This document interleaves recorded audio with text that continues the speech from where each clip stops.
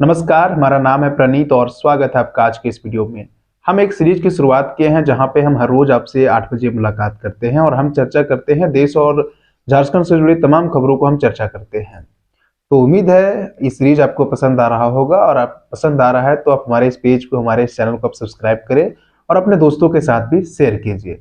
आज की जो सबसे बड़ी खबरें हैं वो भारत और मालदीव का, हम इसके बारे में चर्चा करने वाले हैं। पिछले कुछ दिनों से भारत और मालदीव का जो रिलेशन है उस पर एक बड़ा तकरार देखने को मिल रहा है। वजह यह है कि जब से प्रधानमंत्री मोदी लक्षद्वीप विजिट किए हैं और कुछ फोटो उनका सोशल मीडिया पे काफी वायरल है और जिसके वजह से भारत के कई लोग ट्विटर पे हैशटैग बाइकॉट मालदीव कर रहे हैं, यानी मालदीव को बाइकॉट कर रहे हैं। और ये धीरे धीरे धीरे एक बहुत बड़ा, अगर देखा जाए तो भारत और मालदीव के बीच में एक तकरार पैदा कर दिया है।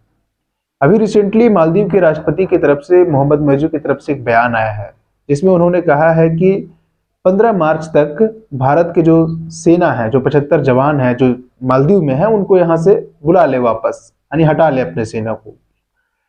और जब मालदीव में जब राष्ट्रपति का चुनाव हो रहा था पिछले साल, तो वहां पर इंडिया आउट का भी कैंपेन काफी चलाया गया था, लेकिन भारत की तरफ से कोई प्रतिक्रिया नहीं दी गई है। जब मोहम्मद मेजू का ये बयान आया कि 75 जवान को जल्द से जल्द, यानी 15 मार्च तक भारत इन अपने जवान को बुला ले, और भारत की तरफ से कोई प्रतिक्रिया नहीं दी गई है। क्या वजह हो सकता है? एक छोटा सा देश जो लगभग 5.5 लाख की आबादी, अगर क्षेत्रफल की दृष्टि से अगर कंपैरिजन किया जाए तो दिल्ली का 4 गुना छोटा देश जो 1200 छोटे छोटे टापू से मिलकर के बना है, वो भारत को इतना खुलेआम धमकी दे रहा है।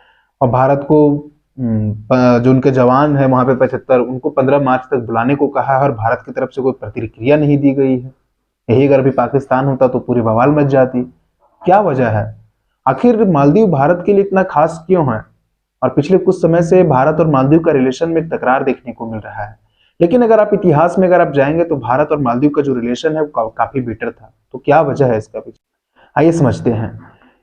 जब से प्रधानमंत्री मोदी लक्षद्वीप गए हैं और कुछ वो फोटो सोशल मीडिया पे अपलोड किए थे और वो लोगों को ये बताने की कोशिश कर रहे थे कि लक्षद्वीप आप आइए घूमने, ये मालदीव से भी काफी अच्छा बेटर है। और वोकल फॉर जो प्रधानमंत्री मोदी का जो एक इनिशिएटिव है वोकल फॉर लोकल, हो सकता है इसको प्रमोट करने का एक मंशा हो।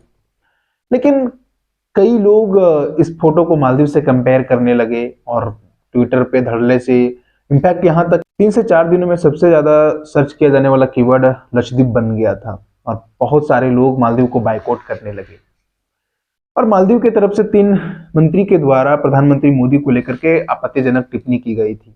उसके बाद वहां पे कई लोग हैं, जो ये बाइकआउट मालदीव चलने लगा, ट्रेंड चलने लगा, तो वहां के लोग भी काफी ज्यादा लोग भारत से नफरत करने लगे। राष्ट्रपति तो स्टैंड उन्होंने क्लियर कर दिया था, वो जब से नए राष्ट्रपति बने वहां के मोहम्मद मेजू, तब से भारत और मालदीव के बीच में एक तकरार तो पैदा हो ही गया था। लेकिन जब प्रधानमंत्री मोदी लक्षद्वीप गए और कुछ फोटो सोशल मीडिया पे जब वायरल होने लगे, जब ट्विटर पे बाइकआउट मालदीव जब ट्रेंड करने लगा, तो वहां के लोग भी भारत से लोग नफरत करने लगे। हालांकि प्रधानमंत्री के मोदी का यही इनिशिएटिव हो सकता है कि लक्षद्वीप को प्रमोट करने का, क्योंकि लक्षद्वीप भारत का हिस्सा है, टूरिज्म के सेक्टर्स में उनको बढ़ावा दिया जाए और अभी काफी ज्यादा सरकार इसमें पैसे भी इन्वेस्ट कर रही है। हो सकता है इसे टूरिज्म सेक्टर्स में इसको डेवलप करना हो, इसको प्रमोट करना हो, ये इनिशिएटिव हो सकता है। कई लोग इसी तरीके से देखे हैं। लेकिन इसके वजह से मालदीव को काफी बुरा लगा और मालदीव और भारत के बीच में एक युद्ध शुरू हो गया। ये युद्ध जमीन पर नहीं बल्कि सोशल मीडिया पर, और देखते ही देखते ये आपस में भारत और मालदीव का जो रिलेशन है उसमें तकरार पैदा हो गया। जब पिछले बार जब राष्ट्रपति का चुनाव हुआ था तो पॉलिटिकल कैंपेन के दौरान भी इंडिया आउट का नारा दिया गया था, यानी जो भारत के जो यहाँ 75 जवान हैं वो भारत अपने पास बुला ले। लेकिन सवाल ये भी है कि आखिर भारत के वहां 75 जवान क्या कर रहे हैं, तो इसको हम आगे बताएंगे। उससे पहले थोड़ी सी मालदीव के बारे में चर्चा कर लेते हैं। मालदीव का इकोनॉमी पूरी तरीके से अगर देखा जाए, यानी मालदीव का जो इकोनॉमी है 1/3 पार्ट अगर देखेंगे तो उसकी इकोनॉमी टूरिज्म सेक्टर्स पे टिका हुआ है। ऐसे में भारत से अगर देखेंगे तो करीब लगता है 2023 में अगर देखेंगे तो 3 लाख की संख्या में अगर देखेंगे तो लोग मालदीव गए थे घूमने के लिए। इनफैक्ट यहाँ पूरी दुनिया से लोग मालदीव जाते हैं। ऐसे में हो सकता है मालदीव को ये चीज करना उनके काफी ज्यादा महंगा भी पड़ सकता है और हो सकता है इससे काफी उसको बेनिफिट भी हो।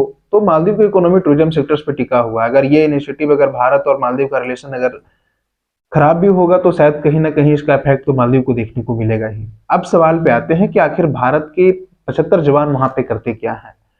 तो दरअसल भारत और जो मालदीव का जो रिलेशन है वो इतिहास में अगर आप जाते हैं तो भारत और मालदीव का रिलेशन काफी अच्छा था।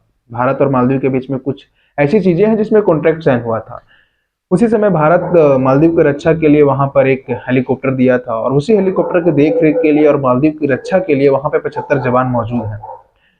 अब सवाल पे आते हैं कि आखिर ये एक छोटा सा देश, 5.5 लाख की आबादी वाला देश, दिल्ली से 4 गुना छोटा देश, आखिर भारत को जब ये मालदीव के राष्ट्रपति की तरफ से जब ये बयान दिया गया था कि 15 मार्च तक अपने जवानों को बुला ले वापस भारत, तो भारत की तरफ से कोई प्रतिक्रिया क्यों नहीं दी गई? आखिर इतना खास क्यों है और इतना क्यों तवज्जो दिया जा रहा है?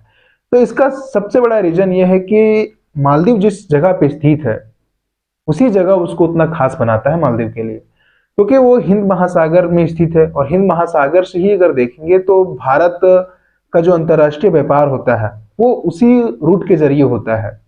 तो इसी के वजह से भारत के लिए मालदीव काफी खास है और भारत और मालदीव का रिलेशन अगर खराब होता है तो इसका इम्पैक्ट कहीं ना कहीं भारत के इंटरनेशनल व्यापार में देखने को मिल सकता है। अब अगर भारत का रिलेशन अगर खराब होता है तो इसका फायदा डायरेक्टली चीन को। मालदीव के राष्ट्रपति जब चुनाव जीते थे तो सबसे पहले चीन का दौरा किए थे और चीन का दौरा किए थे और अभी भी वो चीन के दौरे में थे और कुछ दिन पहले ही वो वापस लौटे हैं अपने देश। तो ऐसे में भारत और मालदीव का रिलेशन खराब होने से चीन को काफी ज्यादा फायदा होगा, क्योंकि अभी जो रिसेंटली जो सरकार है मालदीव की वो चीन की तरफ उनका झुकाव काफी ज्यादा है। हालांकि मालदीव के जो अपोजिशन है उसका समर्थन अगर देखेंगे तो भारत की तरफ काफी ज्यादा है। ऐसे में अगर भारत के लोग अगर मालदीव को बायकॉट करते हैं और वहां के लोग भी अगर इस चीज को अगर नाराजगी की तरह अगर जताते हैं तो कहीं ना कहीं इफेक्ट इसका बुरा असर भारत को पड़ सकता है। जो अपोजिशन आज भारत को समर्थन कर रहा है वो भी समर्थन ना करे। एक बात है जो हर किसी को समझना चाहिए, आप मालदीव एक मुस्लिम बहुल देश है, अगर भारत में किसी भी तरीके से अगर हिंदू मुस्लिम का अगर सांप्रदायिक दंगा होता है तो उसका भी इफेक्ट मालदीव तक आंच पड़ती है और उसका भी इफेक्ट भारत को देखने को मिलता है। तो ये कुछ पॉइंट है जिसके वजह से अगर देखेंगे तो भारत मालदीव के लिए काफी खास है। अगर अभी जो रिसेंटली राष्ट्रपति है उसके साथ भारत और मालदीव के रिश्ते काफी सही नहीं है, लेकिन उससे पिछले जो राष्ट्रपति थे वो भारत और मालदीव के बीच में काफी अच्छा रिलेशन था। और जब पॉलिटिकल कैंपेन किया जा रहा था उस समय इंडिया आउट का भी नारा दिया। देश में इस समय महंगाई एकदम अपने आसमान छू रही है। ऐसे में भारत सरकार ने फैसला लिया है कि लोगों को चावल कम और सस्ते दामों पे सरकार ने प्रोवाइड करने का फैसला लिया है। चावल के दाम ऑब्वियसली काफी ज्यादा मार्केट में बढ़ गए हैं। कुछ दिनों पहले भारत सरकार ने भारत ब्रांड करके लॉन्च किया था जिसके तहत सरकार आटा दाल बेच रही थी, चीनी बेच रही थी।